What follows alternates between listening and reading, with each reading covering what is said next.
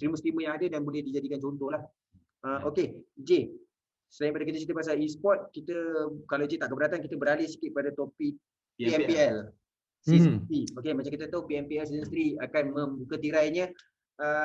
Kita tak nak ambil masa yang lama lah J, sebab kita sebagai media kita tak boleh nak being bias kan, tapi saja je betul. Tanya pendapat J, prediction top 3 PMPL Season 3. Okay, walaupun yang ini pun ada ditanya juga. So season ni saya lain sikit lah daripada season 1 dengan season 2. So kalau season 1 dengan season 2 saya akan cakap 3 team ni saja. Itu Secret, Yudu dengan SMG. Tapi season ni nampak macam saya cakap lah sebelum ni, setiap season tu nampak lagi banyak orang yang betul-betul hebat. Dah punya perkembangan dalam satu tim tu dah begitu dahsyat, tapi Team Secret masih lagi saya rasa antara yang terbaik, adalah contender untuk mendapatkan kemenangan tu. Yang kedua saya akan cakap EVOS VIP lah, walaupun mungkin orang akan cakap bias sebab saya dalam EVOS VIP sekarang.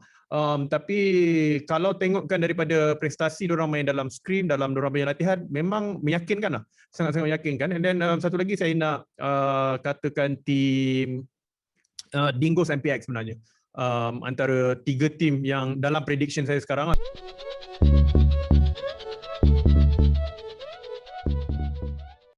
Orang kata everything pun start from the scratch. Sometimes kita mengidolakan seseorang, lepas tu kita tengok pencapaian dia, tapi kita tak tahu kata the story behind of the success. Actually bukan e-sport industry je. Even kalau kita tengok Jack Ma pun, Alibaba tu bukan overnight punya success lah. Dia pun take years, betul tak? Benda ni orang kata main peranan even tu dalam dunia e-sport jugalah. Okay, J.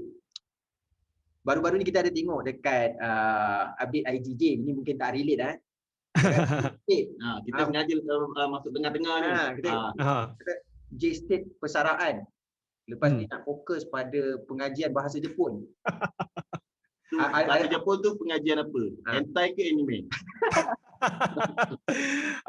Sebenarnya satunya memang sebelum adanya COVID-19 ni, memang daripada tahun 2015-2016 memang tiap tahun pergi Jepun. Ada dua sebab. Satu sebab ada family kat sana, itu adik duduk kat sana, and ada kawan-kawan juga yang duduk kat sana. And satu lagi sebab tiap-tiap tahun saya akan masuk tournament dekat Jepun, tournament untuk fighting game lah. So ini benda yang mungkin tak ramai orang tahu, yang saya dengan ada beberapa lagi kita orang yang lebih kurang macam orang kata generasi orang tua lah, orang tua dan e-sport kan. Sebenarnya kita orang masih lagi main tournament. Tiap-tiap tahun saya akan main tournament dekat biasanya dalam 3 atau 4 venue setahun. Biasanya lah Jepun, Vietnam, Indonesia dengan Singapura untuk main Street Fighter. So Jepun ni memang satu tempat yang seronok untuk lepak, seronok untuk tengok perkembangan teknologi dan juga mungkin scene e-sport kat sana macam mana ke. Tetapi pengajian bahasa Jepun tu memang kita buat. Cuma pos persaraan tu sebenarnya satu benda yang memang orang kata dah masa saya nak buat announcement yang saya masuk EVOS. Sebab banyak player-player EVOS ni diorang macam tu, dia bersara, lepas tu tiba-tiba masuk EVOS, lepas tu dia bersara masuk. Benda ni ada dalam 3-4 player yang buat benda macam tu. So saya pun macam ini macam tradisi, saya pun kena buat sekali lah kan. Cakap dulu saya bersara, lepas tu saya masuk EVOS. Okay, J, pasal tadi kan peranan J dalam EVOS. Dalam EVOS. So dalam EVOS, apa yang kenapa saya masuk EVOS ni adalah sebab orang kata macam kadang-kadang kita bagi ayat-ayat penyedap ke apa benda, kalau saya masuk EVOS sebab dia bagus ke apa benda. Tapi satu benda yang EVOS yang dorang ada, yang saya minat untuk join EVOS ni, adalah sebab dorang bukan saja fokus kepada dorang punya e-sport, tapi dorang punya content creation pun. So content creation dorang pun memang sejajar dengan apa yang saya nak. Saya nak dalam Malaysia ni kita punya production quality yang sehabis baik. Kalau boleh nak content semua 4K, tak nak pakai HD lah, kita nak lebih lagi daripada apa yang ada. Sebab kadang-kadang kita tengok even dekat barat pun tak banyak lagi orang yang buat content 4K. Tapi EVOS dorang memang cuba untuk standardize kan 4K punya content, quality punya content, production dengan highest level ataupun dengan pengetahuan production yang tinggi. So daripada sudut tu saya nampak yang okay, EVOS dengan saya ada ideologi yang sama untuk dalam dari segi content creation. Diorang pun berminat untuk buat podcast, saya pun minat untuk buat podcast. Jadi benda tu macam orang kata memang match made in heaven lah orang kata. Dia memang kita orang dah fikir benda yang sama, why not kita bergabung je untuk buat content. Kenapa tak join Bosku atau RSG? Selain tak di offer lah, selain soalan tak di offer tu maksudnya kalau lah diberi peluang Bosku atau RSG, adakah J terima? Sebenarnya ada juga offer daripada diorang dan juga ada pelbagai lagi organisasi yang lain lah. Tapi itulah yang paling penting sekali. Saya cakap saya nak buat content and kita nak diversify kita punya content, bukan saja daripada segi e-sport saja, sebab saya pun ada buat channel creator, channel mancing, channel anime dan sebagainya. So daripada segi content tu saya nampak yang EVOS ni dia lebih proaktif buat benda tu. So kalau let's say Bosku ke ataupun RSG ke mana-mana ke dorang, tapi yang saya nampak untuk RSG dorang lebih kepada dorang punya dominasi dalam e-sport. Sebab kita nampak dorang menang banyak tournament daripada segi pelbagai mobile game, bukan mobile game saja tapi PC game dan sebagainya. So dorang punya focus point tu lebih kepada e-sport in pure sense ataupun sememangnya sebetul-betul sepekat-pekatnya e-sport. Bosku pula saya nampak saya memang baik dengan Daddy dan dengan tim-tim Bosku dan sebagainya. Cuma saya rasa diorang pun lebih fokus kepada e-sport juga, tapi lebih kepada pembinaan e-sport daripada bawah. Daripada macam contoh dia akan ambil orang-orang yang baru dan kemudian diorang akan buat sistem akademi untuk naikkan player-player baru ni lah. So so yang saya nampak macam tu lah. Content creation pun orang ada juga. Cuma pada waktu yang sama, EVOS ni satu entiti yang bagi saya diorang dah start dah. So dia ada pertukaran ilmu lah dekat situ. Macam diorang dah ada pengalaman untuk buat konten dalam 4K untuk market international, untuk market national diorang. So saya pun ambil ilmu diorang dan diorang pun nak menggunakan orang yang boleh sejajar dengan apa yang diorang fikirkan lah. Ya, betul. Saya nak tanya lagi satu pendapat je. Macam mana kita nak yakinkan orang awam yang peluang kerjaya dekat dalam e-sport ni banyak? Salah satunya macam kami lah yang berada dalam bidang e-sport sendiri, J, selain Daddy Hood yang sebagai streamer ataupun pelatih untuk rekrut orang baru, analisis, coach, caster. Tapi saya nampak orang masih lagi tak nampak peluang kerjaya-kerjaya yang ada kat dalam e-sport tu. Apa peranan yang mungkin kerajaan perlu buat ataupun orang-orang kat dalam industri ni perlu buat untuk perkara ni orang awam nampak dan buat budak-budak yang memang nak duduk dalam e-sport ni, dia rasa dia boleh ada masa depan dalam e-sport. Okay, so dia punya soalan ni macam soalan karangan SPM. Karangan SPM lah, tapi macam bagaimanakah kita nak ni kan, lepas tu bagikan 5 sebab dan kemudian ada 60 markah. So soalan ni pun memang pelbagai kali kita jawab dan jawapan dia pun lebih kurang sama juga macam dengan karangan SPM atau karangan PMR tu, iaitu salah satu daripada jawapan yang popular dalam benda tu ialah kita ataupun kerajaan harus mengadakan kempen-kempen kesedaran. So benda ni selalu jadi faktor kan kalau kita buat macam mana kita nak mengurangkan ataupun nak menambahbaikkan kita punya komuniti dalam apa-apa benda sukan ke benda, tapi dalam e-sukan pun sama juga. So kalau kita tengok kan berita-berita yang kadang-kadang kita memperkecilkan artikel-artikel ataupun benda-benda yang viral. So kempen-kempen ni dia dah jadi macam tu lah. Dia dah jadi berita viral. Contoh berita viral yang terbaik sekali ialah berita Solos membeli Mustang. So bila berita tu keluar kan, ini pertama kalilah saya balik rumah, lepas tu jumpa Gamak kan, dia tahu nama streamer lain selain daripada saya kan. So dia Solos tu dia beli Mustang kan. Lepas tu kita and bila kita pergi berjumpa dengan, contohnya kita pergi berjumpa dengan pegawai-pegawai kerajaan ataupun kita berjumpa dengan ketua-ketua komuniti ataupun orang-orang yang berada dalam komuniti lain yang nak buat isukan, kemudian orang kita nak propose ataupun kita nak bagi tahu orang, okey kita nak buat satu event ataupun kita nak buat satu acara ni untuk budak-budak muda. Isukan ni macam mana? Yang macam yang Solos beli Mustang tu yang macam tu. So ini pun satu benda yang kita kena untuk kita bagi kesedaran kepada masyarakat ni, kita kena ada berita ni secara konsisten, bukanlah macam hari-hari kita nak canang ada orang streamer beli kereta ke apa benda ke, tapi kita boleh bagi tahu benda-benda yang macam memberi impak kepada masyarakat lah. Contohnya macam streamer ni dia memberi derma kepada satu institusi anak yatim ataupun benda-benda yang positif yang kita keluarkan lah banyak, sebanyak yang boleh, benda-benda berita yang berkaitan.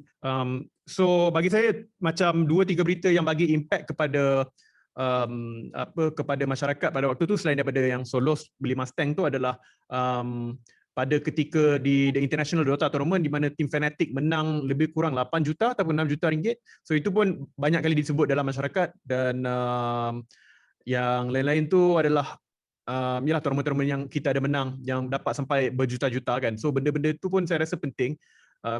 Kempen ataupun kerajaan pun kena bagi tahu lah, kena memkenalkan kepada masyarakat-masyarakat. Isu-isu berkaitan dengan e-sport ni macam susah nak viral. Sedangkan contoh hal artis buka tudung, artis itu yang followers pun berapa ratus ribu je, berbanding streamer-streamer ni yang ada hampir 1 juta lagi cepat viral. Artis sendu ni daripada streamer yang memang ramai orang ni. Padahal streamer ni kan kena buat perkara baik yang memang patut diviralkan, ataupun dia buat perkara yang tak baik juga, tapi still susah nak viral hal-hal berkaitan dengan streamer berbanding hal-hal berkaitan dengan artis lah. Itu sebabnya saya rasa macam kebanyakan orang awam masih lagi tak nampak lah selain daripada Solos beli Mustang tu. Ya, so benda tu pun dia ikut kepada extremity lah orang kata kan. Sebab artis ni kita memang dah sudah tahu majority ataupun ramai kita punya masyarakat ni ada TV, ada tahu dia kenal benda ni. Jadi untuk seseorang yang tidak dikenali oleh masyarakat, dia kena buat satu benda yang sangat ekstrim, baru orang nak take notice. Contoh, sekali lagi kita berpatah balik kepada Solos lah. Sebab Solos bukan saja dia beli Mustang dengan menjadi seorang gamer, tapi dia pergi beli Mustang tu dengan pakai selipar, dengan pakai selipar pinjam. Jadi benda tu pun dia menjadi satu penceritaan yang menarik kepada masyarakat lah. Kita beritahu, Solos pergi beli Mustang pakai selipar bukan selipar dia lah, selipar pinjam.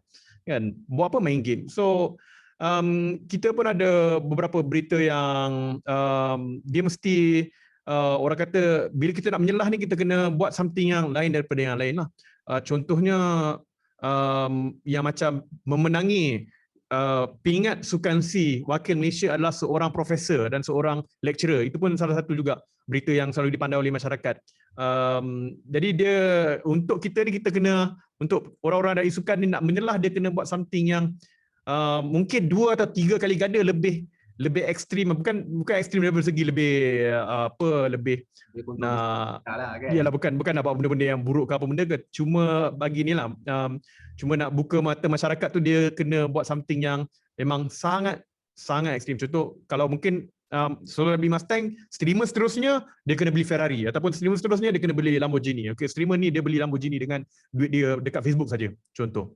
Kalau macam kalau kita back to macam zaman kita muda-muda dulu, mungkin orang parents kita lah, ibu ayah kita pandang games ni mungkin satu just macam hobi, ataupun kalau nak dijadikan kerjaya mungkin buang masa. Tapi dengan adanya orang kata macam highlight macam Solos beli Mustang, hadiah tournament pun berjutaan ringgit, jadi benda ni buka mata kepada masyarakat lah, peningkatan dari segi awareness. Mungkin parents zaman sekarang mungkin boleh nampak bahawa gaming ni bukanlah sekadar untuk main saja, dia boleh dijadikan sebagai kerjaya.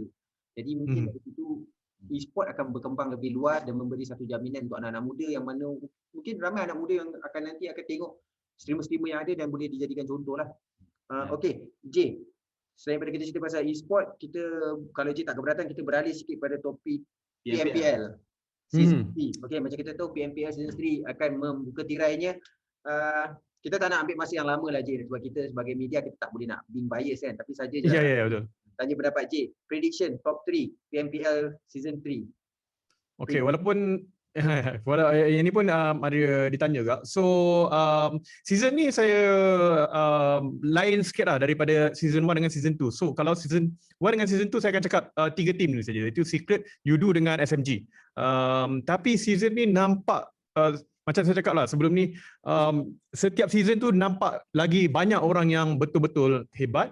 Dah punya perkembangan dalam satu tim tu dah begitu dahsyat, tapi Team Secret masih lagi saya rasa antara yang terbaik, adalah contender untuk mendapatkan kemenangan tu.